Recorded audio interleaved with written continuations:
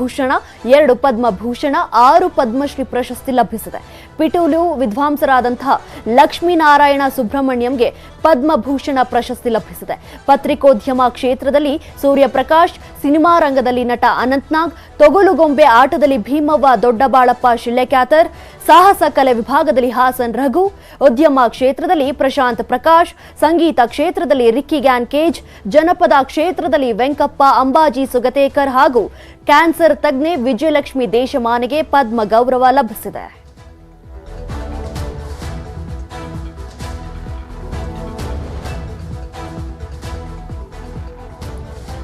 ಇದೀಗ 6 ಮಂದಿಗೆ ಪದ್ಮ ಪ್ರಶಸ್ತಿ ಲಭಿಸಿರುವಂತದ್ದು. 76ನೇ ಗಣತಂತ್ರ ಹಿನ್ನೆಲೆ ಕರ್ನಾಟಕದ ಸಾಧಕರಿಗೆ ಒಂದು ಗೌರವ ಸಮರ್ಪಣೆ ಮಾಡುವಂತದ್ದು ಕೆಲಸ ಆಗಿರುವಂತದ್ದು.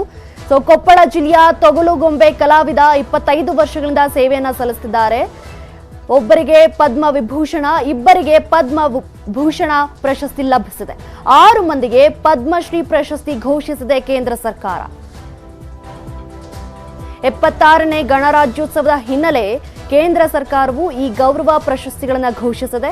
ಒಟ್ಟು ಕರ್ನಾಟಕಕ್ಕೆ 139 ಪದಕಗಳನ್ನು ಘೋಷಣೆ ಮಾಡಿದೆ. ಇದರಲ್ಲಿ ಕರ್ನಾಟಕದ 9 ಮಂದಿ ಸಾಧಕರಿಗೆ ಪದ್ಮ ಗೌರವ ಲಭಿಸಿದೆ. 1 ಪದ್ಮ ವಿಭೂಷಣ, 2 ಪದ್ಮಭೂಷಣ, 6 ಪದ್ಮಶ್ರೀ ಪ್ರಶಸ್ತಿ ಲಭಿಸಿದೆ. ಪಿಟೀಲು ವಿದ್ವಾಂಸರಾದ ಲಕ್ಷ್ಮೀನಾರಾಯಣ ಸುಬ್ರಹ್ಮಣ್ಯಂ ಅವರಿಗೆ ಪದ್ಮಭೂಷಣ ಪ್ರಶಸ್ತಿ ಲಭಿಸಿದ್ರೆ, ಪತ್ರಿಕೋದ್ಯಮ ಕ್ಷೇತ್ರದಲ್ಲಿ ಸೂರ್ಯಪ್ರಕಾಶ್, ಸಿನಿಮಾ ರಂಗದಲ್ಲಿ ನಟ ಅನಂತ್ನಾಗ್, ತೊಗಲುಗೊಂಬೆ ಆಟದಲ್ಲಿ ಭೀಮವ್ವ ದೊಡ್ಡಬಾಳಪ್ಪ ಶಿಳ್ಳೆಕ್ಯಾತರ್, ಸಾಹಸ ಕಲೆ ವಿಭಾಗದಲ್ಲಿ ಹಾಸನ್ ರಘು, ಉದ್ಯಮ ಕ್ಷೇತ್ರದಲ್ಲಿ ಪ್ರಶಾಂತ್ ಪ್ರಕಾಶ್, ಸಂಗೀತ ಕ್ಷೇತ್ರದಲ್ಲಿ ರಿಕ್ಕಿ ಗ್ಯಾನ್ ಕೇಜ್, ಜನಪದ ಕ್ಷೇತ್ರದಲ್ಲಿ ವೆಂಕಪ್ಪ ಅಂಬಾಜಿ ಸುಗತೇಕರ್ ಹಾಗೂ ಕ್ಯಾನ್ಸರ್ ತಜ್ಞೆ ವಿಜಯಲಕ್ಷ್ಮಿ ದೇಶಮಾನೆಗೆ ಪದ್ಮ ಗೌರವ ಲಭಿಸಿರುವಂತದ್ದು.